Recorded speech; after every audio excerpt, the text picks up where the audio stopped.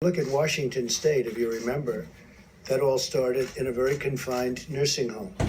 And you had 20 some odd people, I believe, dying in one home. That doesn't mean it escaped that home. And so they have a very different statistic than other states. But I remember it very vividly, the nursing home in Washington State, where you had many people dying. Every day people were dying in the one exact location. So they were able to keep that, relatively speaking, into that location. Well, when you saw these numbers, were you surprised when you saw these projections? The numbers are sobering. They're very sobering. You know, when you see 100,000 people, that's at a minimum number. Now, what we're looking at, and as many people as we're talking about, whatever we can do under that number and substantially under that number, we've done that through really great mitigation. We've done that through a lot of very dedicated American people. That 100,000 is, according to modeling, a very low number. In fact, when I first saw the number, and I asked this a while ago, they said it's unlikely you'll be able to attain that. I think we're doing better than that. Now, I think we have to see, but I think we're doing better than that because, as John said, that would be, a lot of lives taking place over a relatively short period of time. But think of what would have happened if we didn't do anything. I mean, I've had many friends, business people with great, actually, common sense. They said, why don't we write it out? A lot of people have said, a lot of people have thought about it. Write it out. Don't do anything. Just write it out and think of it as the flu. But it's not the flu. It's vicious. When you send a friend to the hospital and you call up to find out how is he doing, it happened to me, where he goes to the hospital, he says goodbye, sort of a tough guy, a little older, a little heavier than he'd like to be, frankly. And you call up the next day, how's he doing? And he's in a coma? This is not the flu. So we would have seen things had we done nothing. But for a long while, a lot of people were asking that question, I think, right? I was asking it also. I mean, a lot of people were saying, well, let's just write it out. This is not to be written out, because then you would have been looking at potentially 2.2 million people or more. 2.2 million people in a relatively short period of time. If you remember, they were looking at that concept. It's a concept, I guess, it's a concept. If you don't mind death, a lot of death. But they were looking at that in the UK, remember? They were very much looking at it. And all of a sudden they went hard the other way because they started seeing things that weren't good. So they were, they put themselves in a little bit of a problem. Now Boris tested positive, and I hope he's going to be fine. But in the UK, they were looking at that. And they have a name for it, but we won't even go by the name. But it would have been very catastrophic, I think, if that would have happened. But that was something that everybody was talking about, Steve. Like, just don't do anything. Don't do anything. Forget about everything. Just write it out. They use the expression, write it out.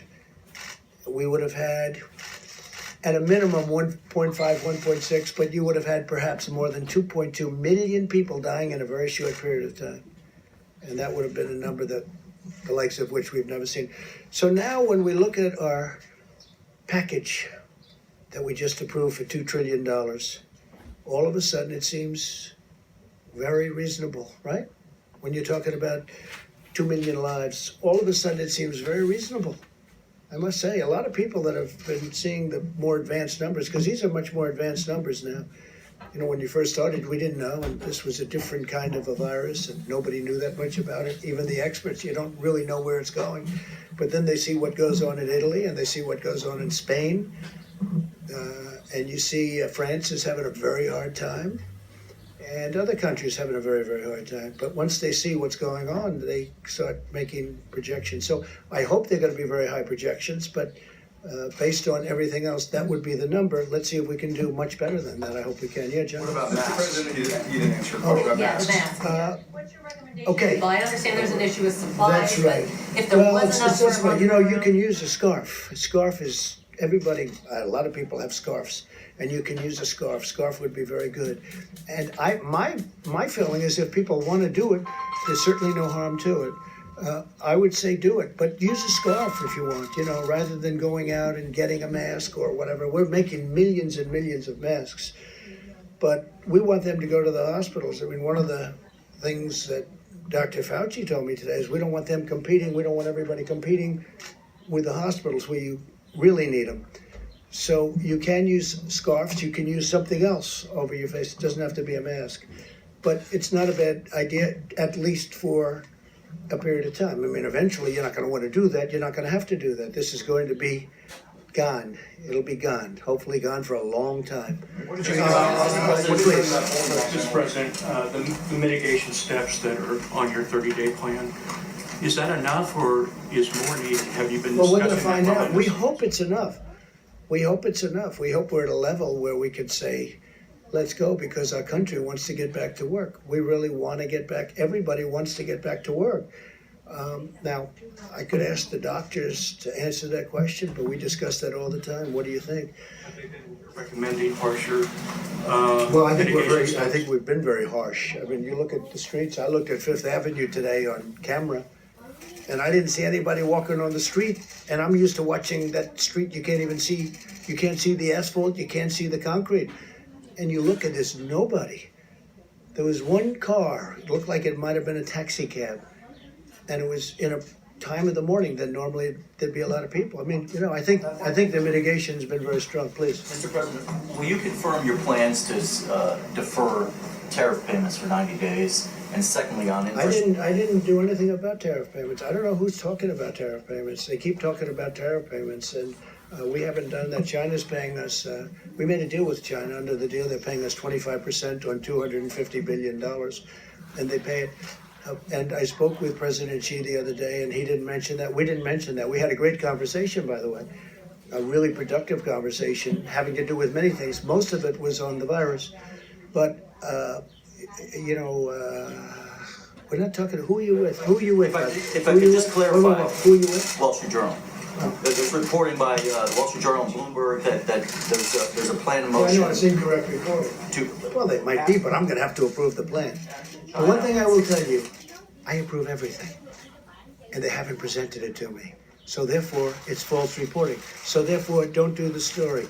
If we're going to do something, I'd be glad to let you know. There's nothing wrong with doing it, but we'll let you know. Yeah, please, a couple of facts, then we'll get back to you, John. Go ahead. Thanks, sir. Philip Whiteman with Real Clear Politics. I wanted to ask you about individual states issuing stay-at-home orders. What do you think, for instance, in Florida, Ron DeSantis has resisted urges to issue one of those, but he said moments ago that if you and the rest of the task force recommended one, that would weigh on him heavily. What sort of circumstances need to be in place for you to make that call and say this is something you should consider? Different kind of a state. Also, great governor, knows exactly what he's doing, has a very strong view on it. And we have spoken to Ron. Mike, do you want to just tell him a little bit about that? Well, let me echo our appreciation for Governor DeSantis' leadership in Florida. He's been taking decisive steps from early on and working closely with our team at the federal level. But let me be very clear on this. The recommendation of our health experts was to take the 15 days to slow the spread and have the president extend that to 30 days for every American.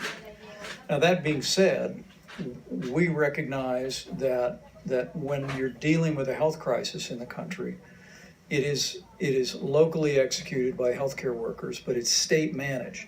And so we continue to flow information to state governors. We continue to hear about the data that they're analyzing and consult with them.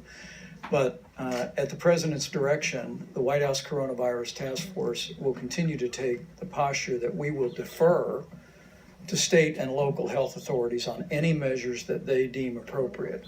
But for the next 30 days, this is what we believe every American in every state should be doing at a minimum to slow the spread. So unless we see something obviously wrong, we're going to let the governors do it. Now, if it's obviously wrong, I mean, people can make things, they can make a decision that we think is so far out that it's wrong, we will stop that.